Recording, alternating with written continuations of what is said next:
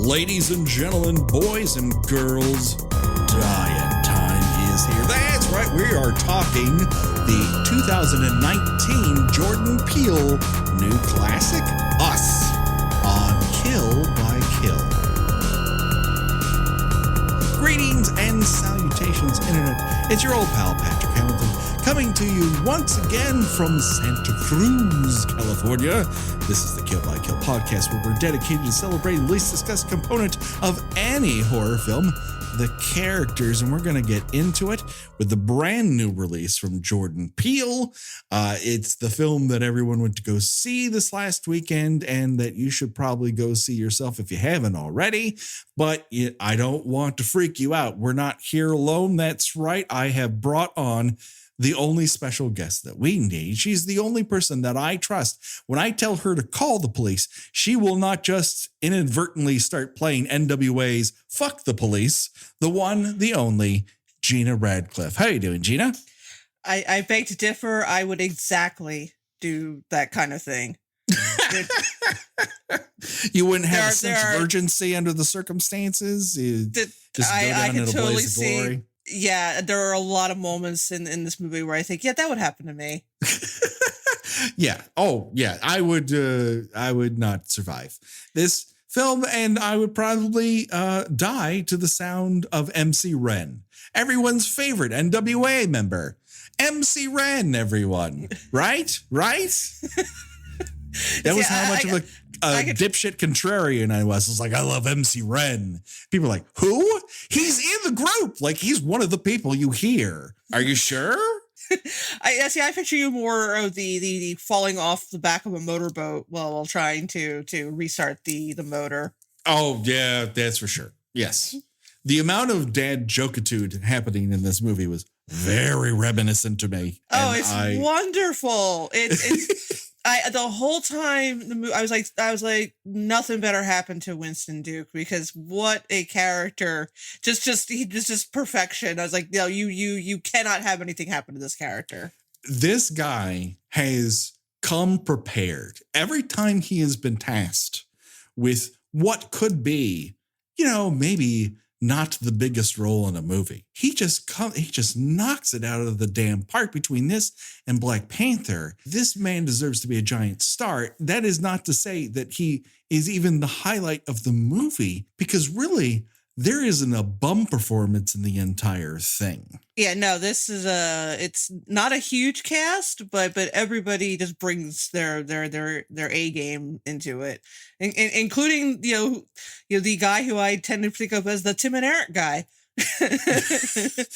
who I had zero idea was in this movie. I forgot. Very shocked. I remember seeing him mentioned, and I guess I blocked it out. I saw him in the credits. I'm like, oh, he's in this. Okay. Yeah, I was like, what? And he has, for me, the best part, the best scene in the entire movie. Yes, I will agree. Let's do a quick sort of non-spoiler overview of how we felt about it for the crowd who might not have had a chance. And listen, not all of us can run right out to a movie theater. I saw this at 10:15 on a Friday morning, because it's the only time I was going to be able to see this thing. And that is the best crowd to see a horror movie with: octogenarians and their nurses. I sat next to a very elderly man who was nonplussed through the entire thing. And when I laughed at a particular in-joke, looked at me like, the fuck are you doing? We're here to be scared. Why are you laughing? And like, I can't help it. This is a very amusing movie until it's not. About halfway through, I'm like, this is a crowd pleaser. I understand why he's openly calling this a horror movie rather than a social thriller or whatnot. I'm getting the context with this. I'm in love with it. There's a twist I did not see coming, one that I did. But overall, there's a polish and panache to this. The characters are vibrant. The dialogue is fantastic. It is just every layer has meaning to it. I'm still thinking about it, and that's why I tweeted out the only first reaction I trust from people when they come out of this movie is, I have a lot to think about. Then I know it worked on you. Because if you're all like, it wasn't scary, or it's the biggest, bestest thing ever, I'm kind of like, no.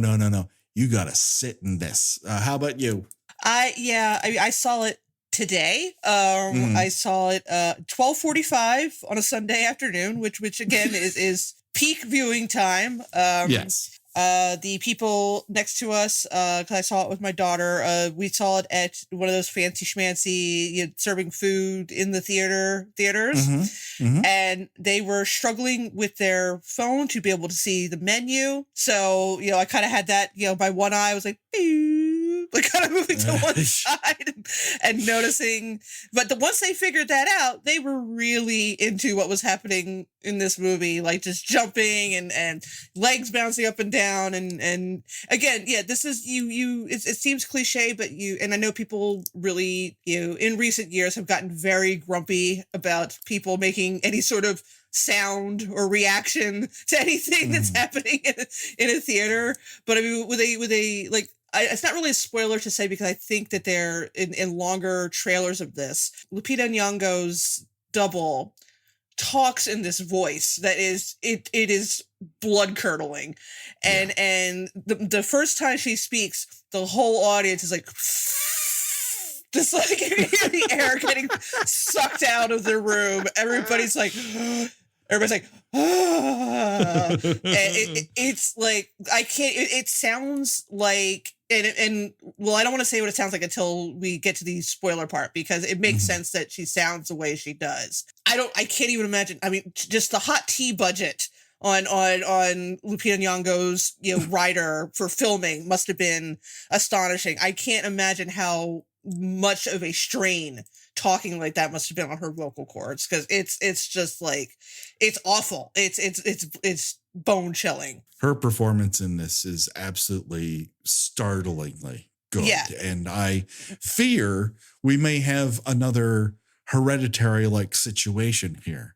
Oh, where she is not going to get nominated for an Academy Award for performing 2 roles in this movie that not a lot of people could handle. It is amazing what she accomplishes on screen, how much you feel for her, how much you feel for that family.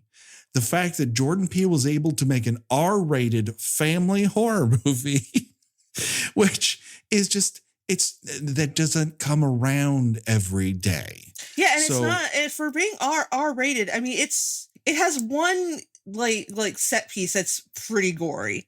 Yeah. But other than that, it's not particularly over the top as far as gore is concerned. There's not a single moment of gratuitous nudity. There's just it's I mean but you're right. She's absolutely going to be forgotten during award season, because some people are going to say, well, it's too early in the year, but really we all know it's because people don't think that acting in horror movies is actual acting, and I have no idea why. I don't comprehend this. Between this and Hereditary, there have never been better examples of back-to-back years of women giving purely outstanding, could not be seen in any other film acting displays. And to not want to at least reward it with a nomination and call attention to it, I find mystifying. I mean, oh my God, Gena, people are crazy in this world. I mean, she is playing, someone with PTSD. She's just playing that, one of the things that I mentioned online was that when she first sees this, and again, I'm not giving anything away, it's not in the trailer, when she sees this, duplicate family standing in the driveway of their vacation home, she feels really like realistically scary. Yes. Everybody makes jokes about, and we've made jokes about it when we talked about Amityville: The Possession, how things will happen to characters in horror movies and their reaction is kind of like, that's strange. You know? Yeah. Well, I mean, we talked about Freddy's Revenge. A bird murders another bird and then explodes in a living room. He's like, so how'd you do it, kid? Huh? Yes, it's a bad bird seed. Did you put a cherry bomb in it? Like, what the fuck are you, Columbo? You watched a bird explode in flame. That's more than I can pull off. I haven't even unpacked boxes in my room yet. Come on. What the fuck is happening here? This movie is the opposite of that. People genuinely react with surprise. They make smart and stupid moves, but they're motivated by what they know at the time. Right. And like the scene when, you know, Winston Duke goes from being like, you know, hi, can I help you, to, oh, we can get crazy. I mean, you can see just kind of, you know, everything clicking in his mind, like, okay, this is going to intimidate them. That's not intimidating them. What do I do now? You know, yeah. And it's like, and yeah, I would think that, you know, I mean, I'm not a man, but I think that most men are fairly, you know, certain that they can be intimidating if they need to be, particularly. And Winston Duke is intimidating when he sits down. Well, I don't want to get, well, let's come down on because we have to talk about the details of this, and I don't want to go too far into details with people who haven't seen it. So it is an absolute recommend for me. I think people should see this in a theater. I think you should see it with people if you possibly can. Yeah, it is well worth your time.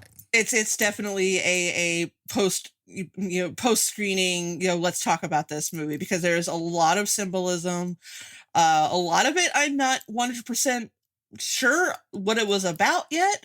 Although you know, one I figured out in the you know, on the way out, and I had to stop myself from yelling it out loud because I didn't want to spoil it for anybody. But you know, there's, you know, there's a lot going on in this, and some of it is funny, but funny in a kind of way that sends a little bit of a chill down your spine. Yeah. I actually read an excellent piece, I think, in Vulture, that you know, at first blush would seem like it was a bit of a reach, but after reading it, it made a lot of sense that this is the horror movie for Generation X, and how our, you know, we have no place in this world. Okay. Yeah, that's an interpretation. All right. Yeah, no, it made a lot of sense. I will try to, if I can remember, I will try to link the article when this episode goes up, because it's between that and the one in Shadow and Act, I think is a good one as well. The beauty of it is you can apply probably 101 different interpretations to what you think the message behind this movie is, what you think is going on under the surface, what you think he's trying to say. And you know, you may not be right because you don't know what Jordan Peele was thinking when he wrote this, but if it makes sense to you, that's fine. If that's what you took away from it, that's fine too. It's not at all a simple slasher movie, which is why I think you're again going to get a lot of people, mostly on Twitter, say, well, that's not really horror, and because it had some funny lines in it, and it's actually about this, that, and the other thing. No, it's horror. It's a scary movie. It's more than scary. It's an unsettling movie. There's a lot of, and it may be because I just have a thing about twins. It's just like one of those things that creeps me out. And there's just something about a person that looks exactly like you, but kind of broken and fucked up and doing terrible things. That's just like, you know, and again, not to put too much of my own personal spin on it, but kind of dealing with like mental health issues. You can apply some of that to it. Just like, you know, someone who looks like you and sounds like you, but is this kind of just, you know, damaged version of you that really kind of got to me. And there's a lot you could apply to it. Yeah. So with that, we've given people a nice 50-minute introduction into our enthusiasm for the film. We want you to be able to form your own opinion. The only way to really do that is to see the film. So if you haven't seen it yet, pause it right here. We're going to be here when you get back, no matter if that's a week from now, 2 hours from now, whenever that is. And then you can rejoin us in the conversation. I think you'll enjoy it much more having context of the film. Okay, now we're into spoiler territory. And let's start out with, I did not, if you had given me a list and say, how many ways do you think this movie would begin? I never would have touched upon an infographic telling me about miles and miles of unknown tunnels underneath America. Yeah, and I live in New York, so I'm like, okay, that's where we're going with this. And I have to walk in a tunnel to get home immediately following this movie. All right. Yeah, I did not see that coming. The opening sequence is this flashback to Lupita's character's youth. She's at Santa Cruz, which I was at this summer. In August, we were on that pier. So it's very, and someone had said, someone has just been filming here. Like it happens in the movie. And I'm like, this is crazy. And getting meta as far as that's concerned, Adelaide, her character's name is Adelaide. She notices that a movie is being filmed there, and that movie is The Lost Boys. Yes. So there's a lot of references to other horror movies. But what you don't expect is that there's a very large reference to Hands Across America. That was another stunner. I was like, where are we going with this? Because it's too large of a mention to not have something at the end of, like, this is going to have, because otherwise you would just cut away from this. But no, he gives you all 45 seconds. And she's got a shirt. She's wearing a Hands Across America shirt. And I guess we should kind of divert here, because I know, because my daughter is 21 and she saw it with me, and I leaned over to her. I'm like, this is a real thing, right? And she kind of looks at me like, really? And yeah, for the benefit of our younger viewers, who see this and thought, is this a real thing? Yes. This was a real thing. That this was when we were at our height of white saviorism, where we did We Are the World. We did Band-Aid. Do They Know It's Christmas? They did a heavy metal version of that. They did a Canadian rock band version. Please, let's not forget the hip hop version of this, which is We're All in the Same Gang. Yes, that's right. We did Ain't Gonna Play Sun City, and then Hands Across America. I want to say it was homelessness. Was that the yes? Yeah, and I think that was a big clue for me in terms of, where does this all play out when we're talking about forgotten groups of people that you are tethered to, that your actions converse, that no matter what positive happens to you, a negative happens to them. I immediately made the homelessness connection. Yeah, so this was kind of a failed charitable event where people were literally supposed to take each other's hands and spread all the way across the country. It was a massive, embarrassing failure that I think as soon as it was over, nobody ever talked about it again. I think there were like several hundred miles where there was nobody standing there, so they were like, but it was supposed to be this big deal. But yeah, when that came, I'm like, okay, this is an interesting, pop culture reference to bring into this. And the funny thing is, like, one of the, thanks to you, Patrick, I have become, I swear to God, I'm not blowing wind up your skirt. I have become more focused on kind of like on the sidelines things. Like for little clues and just odd little things. And so you notice that the videos that in her collection are Chud, which kind of comes up later in the movie to a certain extent. The Goonies, and The Right Stuff, which I can only assume that was her father's videotape, because I'm not sure why a 6 to 8 year old girl would be watching The Right Stuff. Can I posit a suggestion as to why that's there? Oh, go ahead. This is going to be very wild flinging of conspiracy that you can only really find online. So let's say that instead of all of the money that was put into the moonshot and sending Americans into space, what if only a fraction of the money raised to accomplish that and the military industrial complex actually went to that? And the vast majority of it went to creating a vast series of underground tunnels, which would be populated with doppelgangers of people in order to control them. I think you might be onto something. Listen, that could be complete bullshit. It's a pet. Well, there's theory. a reason, it's probably not, because there's a reason he put it there.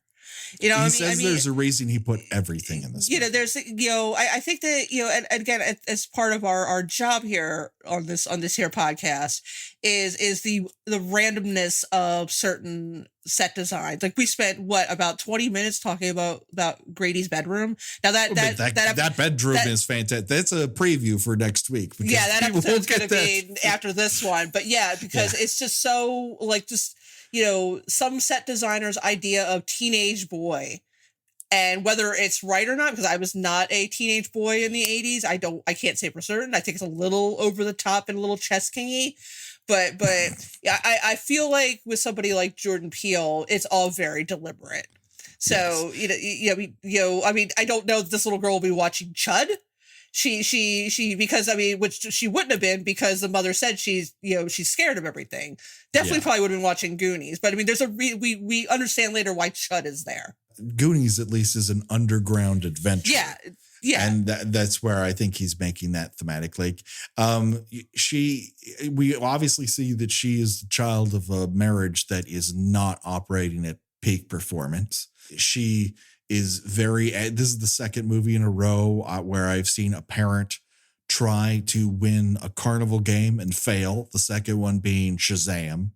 I don't know why this is the moment Hollywood decided that family strife can only be displayed through failing at carnival games, but that's where we're at, everybody. Have you not tried to win Ollie a carnival game? I'm fucking terrible at it. I was gonna say they do this like no one's good at it. It's frustrating, and you're like, I fail as a father.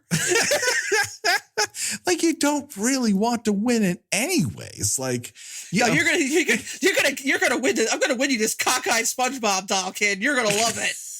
And he's a kid who genuinely appreciates stuffed animals. But then again, he would be much happier with a book. And like yesterday, we sat in a pile for an hour and a half reading. I got the lottery, people. I hope that never changes. All right. So, he's drunk. She's mad. Obviously things are not at the best. He manages to win her a t-shirt. I think this might have, they wink at one another like it's been prearranged. Like he came around before and paid the guy $5 underneath the table to get this Michael Jackson's Thriller t-shirt. And which will come in handy later when everyone decides to theme themselves in red with a single glove. Yeah, that was my yelling a plot twist out moment at the theater. I was talking with my daughter, and I'm like, I can't figure out what was going on with the glove. Michael Jackson. I just blurted it right out. Certainly there's Freddy Krueger in there as well, but it's the whole movie is a mix and match of his influences. And the person I think who does it best at a contemporary level right now is Tarantino. He's always taken bald-faced influences and said, this is what I would like to do. Now I would like to place it in a completely different genre with this other movie's characters. And now it's kind of a comedy until someone gets shot in the head. And that's his movie. And in a sense, Peele is doing the same thing through his own very unique lens, where he is a much better comedian. It's nice that there's a comparison out there that isn't just Jordan Peele to Jordan Peele, which seems to be rife, where the only thing I can put us up against is Get Out. And while they're similar in many ways, they're vastly different. Yeah, you can't do it. And I'm already seeing, is it better than, is it as good as? It's different then. I mean, you just it's different in style, it's different in tone. I mean, Get Out, I think, there were some amusing lines, but it was more kind of a little cringy. Whereas in Us, there were some genuinely funny moments, and some of them were during otherwise brutal scenes. Yeah, for sure. I mean, Get Out is essentially about those microaggression moments and being made to feel uncomfortable in another space, being made to feel alien, and then taking that feeling and blowing it up into the worst case scenario of where that could possibly go. The fact that he draws you into that feeling of helplessness, of being sucked into your own mind and being trapped inside your own body. And the way people play that off later on, like, oh, that sounds like a wacky nightmare, is, I mean, it's a fucking masterclass. Like, that deserved way more than an Oscar, in my opinion. Again, we don't get the most respect for the genre. I don't know if Jordan Peele alone is going to change that. I just think that there's a wave of current horror makers who are making splashy enough films where it's being noticed a little bit more. But it's also not a situation that we saw on Twitter recently where someone put up Hereditary and Get Out and Us and another The Witch, and said horror saved itself. Like, what the fuck are you talking about? Like, those are great movies and everything, but also before them there were great movies, and in between them there were, like, horror is a volume business, y'all. Like, where I think we're the most conditioned to kind of go, I can see what they were going for. It just didn't work for me, without going, it's shit on a sandwich. Sometimes you get shit on a sandwich, but also we talked about many shit sandwiches on this show so far.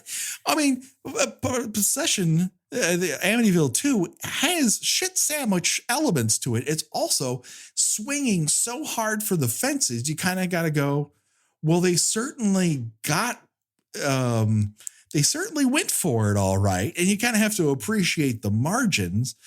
But a lot of people, comedy doesn't get that benefit, and dramas don't necessarily. They're much more less shades of gray. And horror is a shades of gray situation. Like, there are a lot of people who can watch Reanimator and go, well, that's an amateurish mess. And like, I don't think you're paying attention. I don't think you're giving it the benefit of the doubt.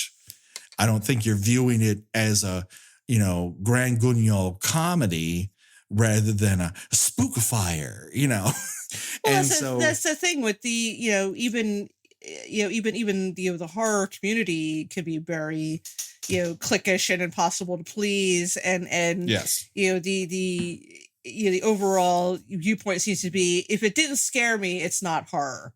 Right. And it's like, well, that I don't know that's you could really make that sort of assessment. Yeah. I mean, there's a lot of like, I mean, to be honest with you, very few of the Friday the 13th movies have actually scared me. They grossed me out. Some of them were effective, but they don't really scare me. This, I never lost sleep over a Friday the 13th movie. Whereas a movie like Hereditary, it's like, I saw that, like, when did that come out? Like last summer? And I still think about that movie, and it's still like gets a little chill up my spine. But you still got a lot of people who are like, oh, that wasn't scary. It's not horror because it wasn't scary. It's like, well, number one, you're fucking lying. And you're saying that it didn't scare you because you live for the opportunity to go against what you perceive to be, the popular opinion, which, let's just face it, is probably one of the most tiresome ways a person could possibly live. Is to assume that if a lot of people think something, that thing must be incorrect. And it's up to you to point out to people, no, you're actually wrong. This movie is not good, or this TV show is not funny, or this movie is not scary. And it's just like, fix your heart. You're boring. Get another shtick. And the other thing is that I can understand someone going, it just didn't work for me for whatever reason. I wanted to like it, but it didn't strike the right chord, or I wasn't in the right place, or it just wasn't my jam. That I'm really okay with, because it's like art is supposed to cause an emotional reaction. And if the emotion doesn't happen, like, that's okay. Like, we've all been on dates with a person that we would intrinsically go, I like the cut of that person's jib. And then when they open their mouth, or they hear you open your mouth, they're like, okay, we're just shutting off all the pheromones right now. And you can't go, but hey, on paper, this really matches up. That's not what this is about. It's a genuine thing. If the hair on your arms doesn't raise up, if you don't recede back into your chair, if you're not nervous looking into the corner of the screen, then maybe it just didn't work on you. And I'm a firm believer in not everything works for everybody. It's really okay. It's when you decide that you're going to now wear this as an armband and become the real moviegoer. Everyone, let's all calm down with your hype. I'm here with the truth juice about this, and I'm going to tell you what's really going on. It's like, well, fuck you. It scared me. I am haunted by it. I keep thinking about it. It's neat for you that you don't, but again, I don't wear my love of this movie as proof that I'm a horror fan. I wear this love of this movie because it affected me. That's a difference of opinion. I think, again, people have a tendency to wear brands as personality instead of having a personality about the brands that you like. Yeah, exactly. But I mean, there's just certain scenes, like, I don't know how like, there's certain scenes, I don't know how you can come away with it and just be like, that didn't do anything for me. Like the big twist in this. Well, there's two twists. One is pretty predictable. I have to say. But which one do you feel is predictable? Because this is where I'm interested to see where this goes. Because there's one I felt I nailed about halfway through, and I'm like, aha!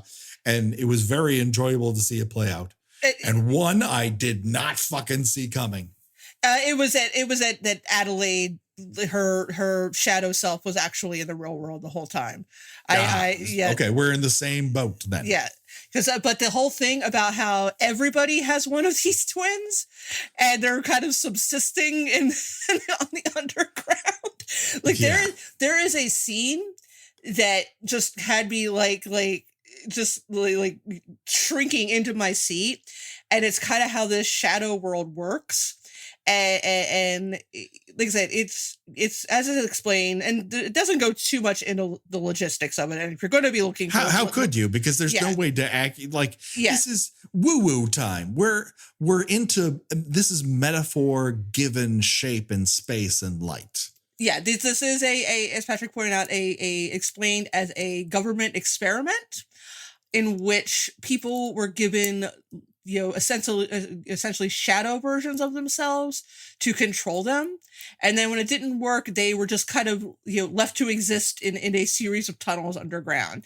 Now, that sounds corny. I get that. If you've not seen this movie, you're probably thinking, no, I'm not going to see it. No, because the way it plays out is so creepy and so unnerving that, like I said, especially if you have a thing about like the idea of just running into a person that looks exactly like you but isn't you, there is a scene in which they sort of redo the opening again, but you can see from how it looks in this kind of underground. It's and everybody there, they look like broken dolls. Yes. And they're just they're kind of twitchy and glitchy and kind of making the motions of the their versions of themselves above ground are doing. And it's mechanical, and it's so very, very unnerving. The sequence where they're recreating Adelaide and her family walking down the boardwalk, and then you see the tethered version of it, and these people feeding raw rabbit to one another while everyone above them is eating, funnel cake, is absolutely, I just, there's something about it that somehow you're responsible for suffering and that you're meant to cause suffering. Oh my God. It freaks me the fuck out.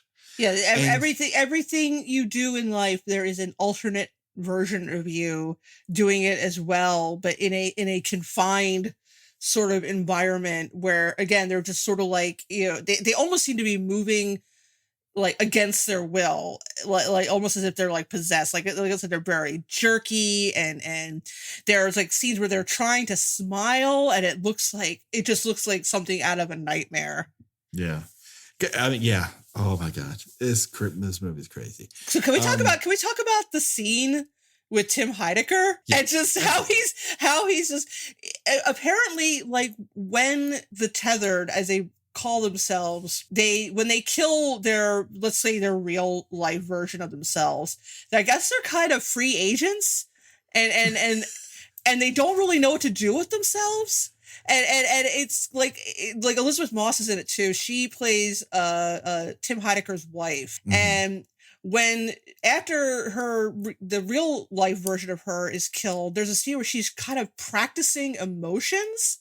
And because I guess the idea is they just plan to kind of take over their doubles' lives. And I don't know, assuming that they're all going to take over, I don't know why they need to feel that they have to look more like their real life selves. I think they're just used to going through these motions. Like when she's putting on that lip gloss, it's something her tethered version has done, and she has been forced to do below ground to mimic this. She kind of looks like she felt lip gloss on her lips. She looks like she's about to eat it. It's like I could not tell what was going to happen in that scene. And then Tim Heidecker, he does that thing where what is that called when you hold your hand to someone like you're going to shake hands and they go back and you do the slicking your hair back thing? My God, this is the thing where you're kind of confounded as to why exactly you might cast Tim Heidecker in this, and you're like, oh, because he can be an a-hole. I'm like, okay, I guess there are a lot of people who can convey this. But I think he's the only one who, of that particular family unit, where the menace behind his humor, and I put dick fingers in this circumstance, really comes off as, holy fuck, this is crazy. Like there's a scene, he follows Winston Duke he chases after him. And he gets on the boat and he's fucking with him. He's like, because his doppelganger is fucked with Winston Duke. Like they have a thing going on where they fuck with one another. Somebody pointed out on a Facebook post that he's doing this whole, oh no, where could he be? It's just he does a Tex Avery arms akimbo thing. Like, I don't know, where is he? And you're caught between every part of this is scary because you've legitimately seen them murder the fuck out of people. And this is the funniest thing I've ever seen in my life. Well, there's only few people who can do that. And Jordan Peele appears to be one of those people. Well, you get the impression that maybe that the tether are kind of a little dumb because with the exception of, well, what we think is Adelaide's tethered version, none of them can talk. They sort of communicate in like these kind of grunts and screams, which is also very disturbing. Yes, So they're very animalistic. so, and you know, and they the way they move sometimes is a little unnatural. Like the tethered version of the family's son, he kind of does this little kind of animal crab walk sort of thing.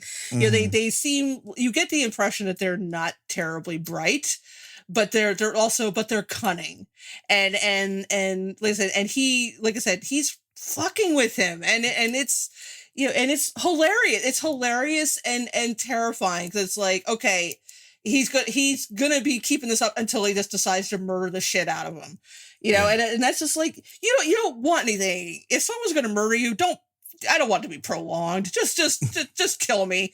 Don't spend a bunch of time taunting me and you know that's literally adding insult to injury. But going back to the way Lupita Nyong'o talks, I'm not even gonna try to imitate it, because I don't know how she did it. But it makes sense when you find out that when she was snatched into the shadow world, she was snatched by her neck and choked. So she talks like someone who's has a hand around her throat. It's very, you know, labored and gravelly and a fucking nightmare. I would love to know, if I ever got a chance to interview either her or Jordan Peele together. I was like, I need to know how you came up with it. This was going to be the voice that she's going to be speaking in, because like I said, the entire audience was just like as soon as she started talking, like I heard somebody like, oh my God, just like it's hard. It's skin crawling. This from the New York Times: in the show-stopping monologue at the top of the second act, Red's speaking voice, a dyspeptic rasp, as if her vocal cords had been gnawed through by rats, suggests that this was something they legitimately went for, that her voice is supposed to sound like her windpipe was crushed. Yeah, it's called spasmodic dysphonia, a neurological disorder that causes involuntary spasms in the larynx, which is why she can't control when she breathes. She's just but she's talking during that. I just, oh my God, it's so fucking creepy.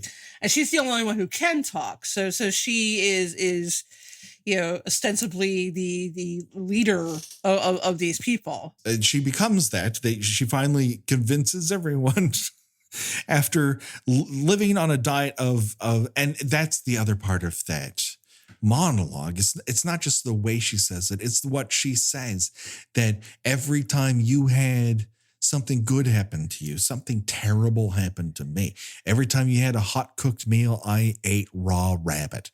Every time you got a toy that was soft and fuzzy, I got something that was sharp and cut through my fingers.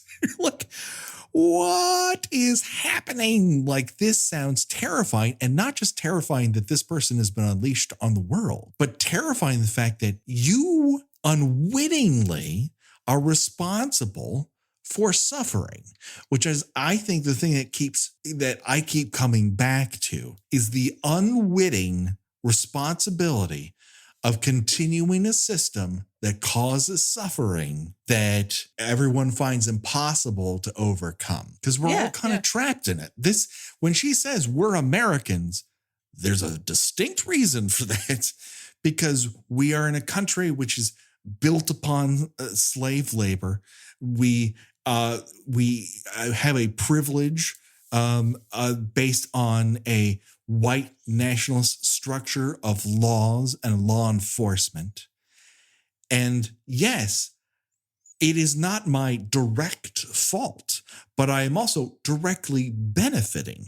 So the advantages I have cause harm unintentionally to other people. And the thought of how this is obviously something I don't want to participate in, but that's where I think the weird hands across America thing comes into it, because you're like, let's do this grand gesture. And the grand gesture doesn't change much, which is where I feel the movie might leave us, because they're surrounded by helicopters. So while it is a surprise apocalypse movie, the apocalypse may not have happened. Yeah, to the degree we think it did. We only see it in terms of a very, very small area.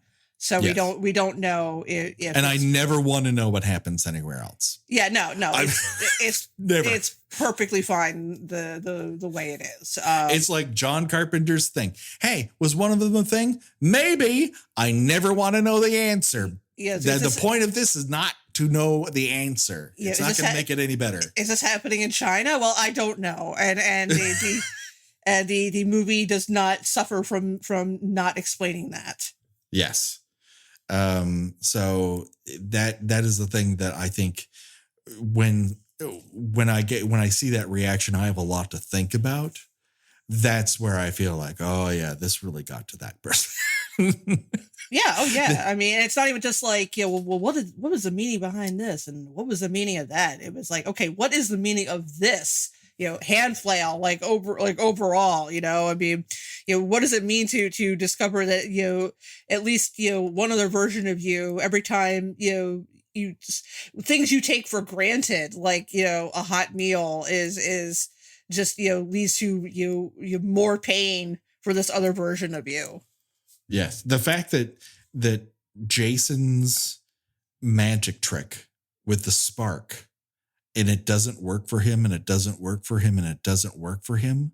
It's very possible that every single time it's blowing up in Pluto's face, which is why he has burn scars. I never even thought of that, but yeah. Oh my God. Yeah. This is the crazy thing. Like, Jason's not a bad kid.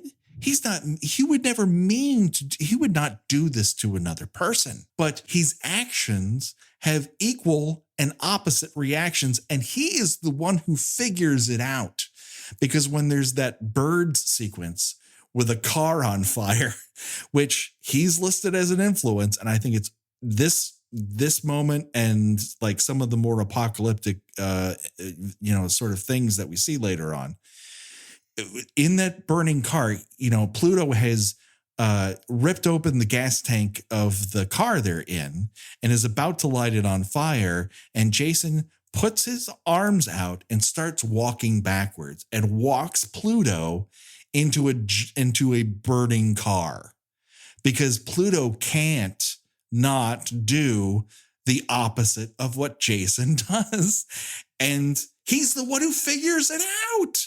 And at that time, you see what we believe to be Adelaide. Really, in a way, she's been Adelaide longer than Red had. See this, and you see it register across her face that she is both, her son has survived, but her son has also died, and she is also a part of why this is happening.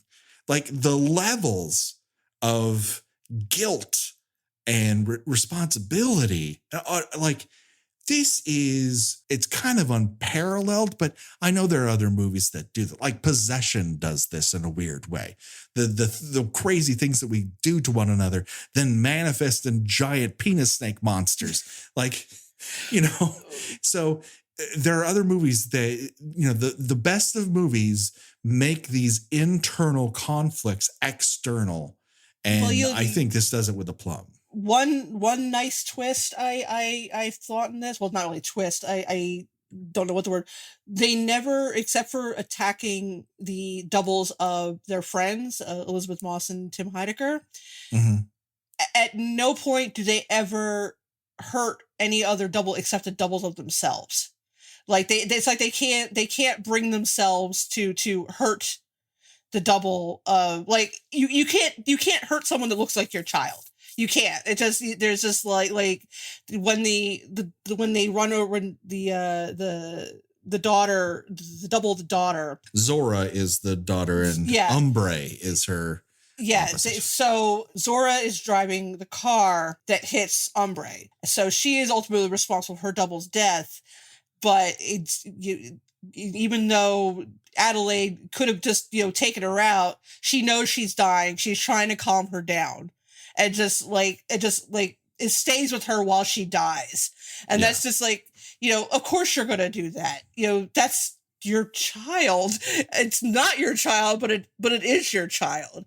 And there's just like, and it's definitely one of those, like, you can't think too long what you would do in that situation, because it's too weird. These people have only been introduced to this new reality in the last hour. Like, you're not going to, no matter how threatening they might be, you're not going to go whole hog attacking someone that looks like the love of your life or your child, because you don't know. Maybe it's not them. Maybe this is some sort of like, it's so disorienting. It's like, maybe I killed him and it turns out I got the wrong one or something, Yeah. I mean, it's disorienting to think about. So they only ever attack the versions of themselves. Yeah, because they're tethered to them and they're trying to undo that connection in order to gain freedom. And yet that freedom, they don't really know how to operate in the real world. Their plan is to hold hands with one another. That's as far as the plans go that we know. It's really wild. And then the thing that struck me rather personally was when they get into the Tyler's Range Rover, this car that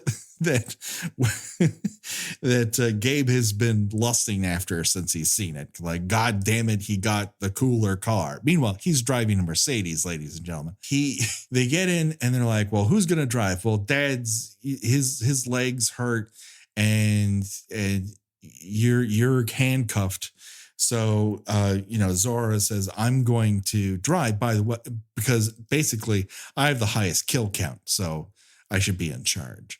And I'm like, oh, they're counting how many people they're killing. This has become a commentary on watching horror movies and reveling in how many people die.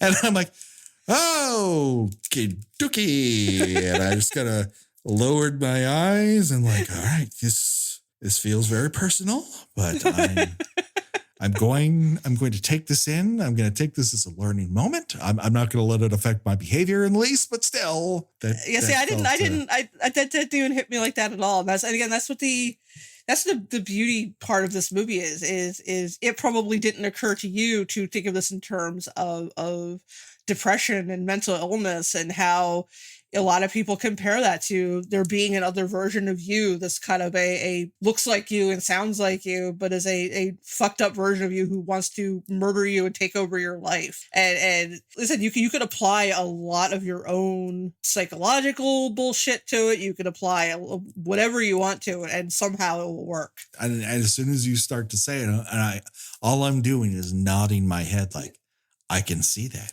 I can totally see that. And the fact that there might not be one answer and so many different answers, I think is part of the reason why it's so fucking effective, and why the end of the film is striking some as a real downer. But and I hate to do this, but in comparison to Get Out, you have a majority of the film which you feel really uncomfortable. Like, I can't believe I'm trapped in this situation. And in here, you're obviously trapped in a terrible situation, but there is thrills and spills and laughter and a Jaws joke out of nowhere. You don't make a Jaws joke. And when I laughed at it, again, the elderly priest next to me looked at me like, what the fuck are you doing? It's a Jaws joke. The thing popped out of the water like a Jaws. I'm going to laugh at that. And it's intentional for me to do so because he's right on the edge. Again, if you would reduce this down to 10 minutes and made it all comedic, it would have been a fantastic Key and Peele sketch. I feel like all of these are like base ideas where he could have gone in two directions with. And he's like, no. This I say for the horror movie. Well, the funny thing is the funny thing is during the pre-show, they did show a clip from an episode of Key and Peele where they play a couple of dudes who go to a horror movie and both try to claim the movie wasn't scary. And it's clearly scary to them. And like they're like walking down the street talking about, oh, this is stupid, that wasn't scary at all. But like every time you hear like a noise, they kind of jump a little bit. And then like by the end of the sketch, like Peele has like leapt into Key's arms, and they're just continuing their conversation while he's just walking out carrying him and like a bridegroom carry. But they're still talking about how this movie didn't scare them. I think people are really going to look back at Jordan Peele and Key and Peele in particular as something that, as big as it got, really wasn't as big as it should have been. Like, it is a fucking shame how laser good they were at making comedy, and it's because it's concept first and then they lay in the jokes. It's not joke first and then we'll work out the details later. Yeah, the East West Coast Conference thing, that's like probably the funniest thing of like the 2010s. I don't know that I've laughed so hard at these just made up names. It's such a simple concept for a joke. It's fucking Monty Python good. It is totally at that level because I'm crying just thinking about it. That is how good that sketch is. How good the Gremlins 2 sketch. I think about that all the time. The vampire sketch where like I just want to drive future cars. A very early sketch of theirs that I think about all the time is the two guys who are trying to have the newest shoe or hat. And at one point, one of them wears a clear museum display case of the hat on his head. I'm like, I know that person. I know that person. Oh my God. Listen, we're not going to get into details because frankly, we only saw it once. We only could see it once, but I'm getting signals from my son. I'm telling him we're wrapping things up. There's so much going on to it that I feel like we could go for another hour and a half, but I don't think. Is there any one thing that you wanted to talk about that you hadn't had a chance to yet? Well, I do like there's very much an Alice in Wonderland metaphor to it. Again, the hot tea budget was only rivaled by the rabbit wrangler budget on this on this set. I have to assume that a lot of them are like CGI clones, but rabbits are having a big year. I mean, between this and The Favorite, there's a rabbits are playing a lot into movies.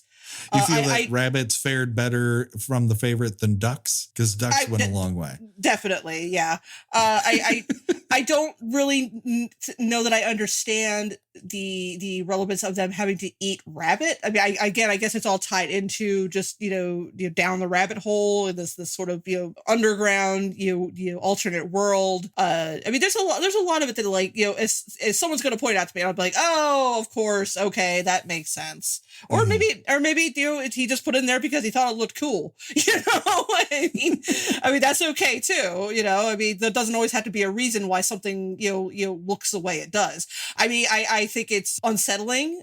You may have to live in New York to get this, but how the sort of underground they live in looks very much like a subway station, where like the escalator and the tiled walls and floors. That's like, well, that's I'm gonna have a lot to think about when I go to work tomorrow. The amounts of layers to this movie are profound, and it's intriguing that he was able to put as much reference into it without ever feeling like a greatest hit piece of references. Now, this doesn't feel like I've seen a lot of horror movies, which yes. Some movies it feels like that. It feels like I want you to know that I've seen a lot of horror movies. But I feel like there's always this effort to go, I've seen a lot of this and I want to recreate it, and I want to recreate it directly. And the reason it works for Peele, and I'll use him as an example, I think there are others that do the same, but I think the reason it works for him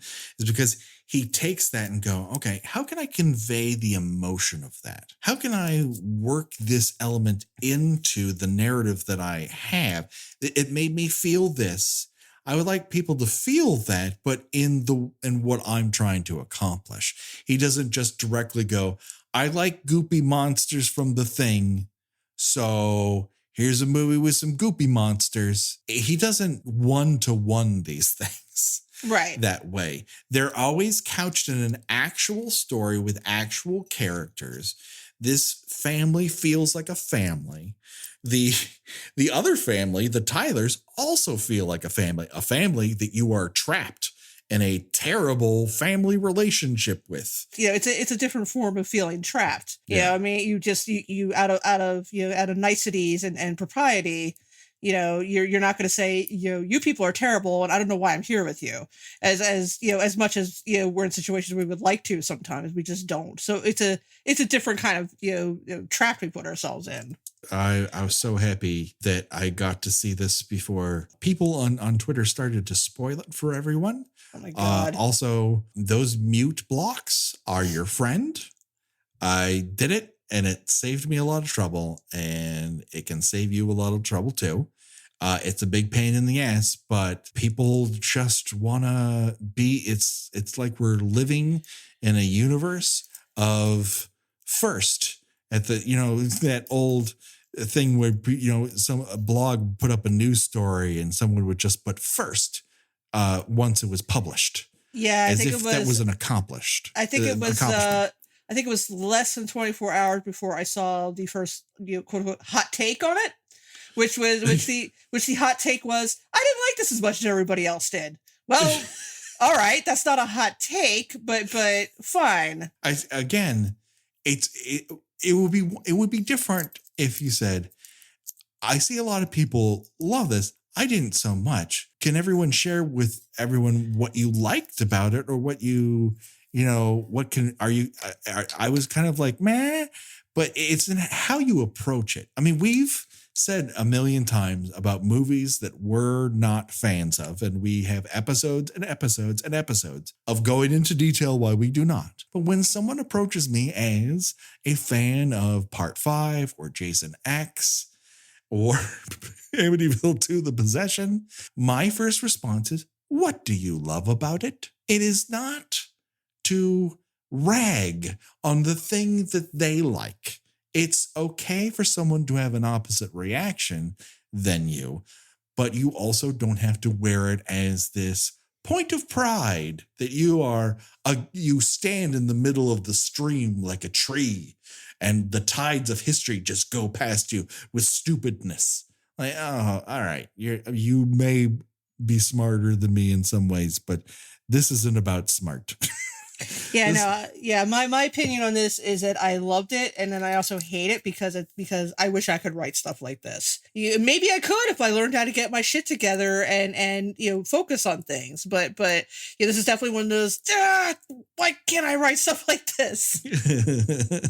I'm always jealous of other people's abilities to take leaden ideas and somehow weave them into gold. It is a talent. It's also a process that involves more than one individual, but a lot of the authorship of this absolutely comes from Jordan Peele. You can feel it in every single frame of it, but also he is smart enough to hire people who are capable of not only representing his ideas, but bringing them to the table with panache. He just is very good at casting. He is very smart about editing, about how scenes play out, about how scenes are constructed. Things are intentionally left a mystery. I am not confused. There's a difference between those two things. Right. Like I didn't come away saying I didn't understand this. I do think there are certain aspects of it that if you think about it too much, it may not support itself. But You know what? I don't do that for movies that I like, because it's because you're ruining the fun for yourself. It was how things were explained were good enough, if that makes sense. Yes. If the suspension of disbelief requires a certain amount of cabling, and if you start cutting the cabling because you want to get somewhere faster, like that disbelief is just gonna come up. You are no longer holding it up to that advantage. Right.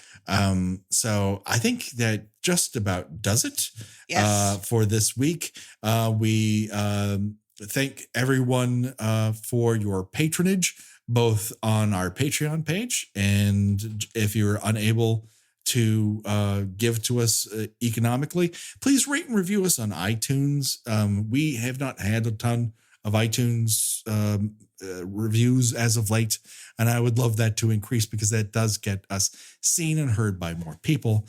So if you tell us what your favorite kill is in any of the movies that we've talked about, we'll talk about it here on the air. That's our solemn promise to you. Gena, where can people find you online? I have my own website, which I write about old TV and movies at genaradcliffe.com.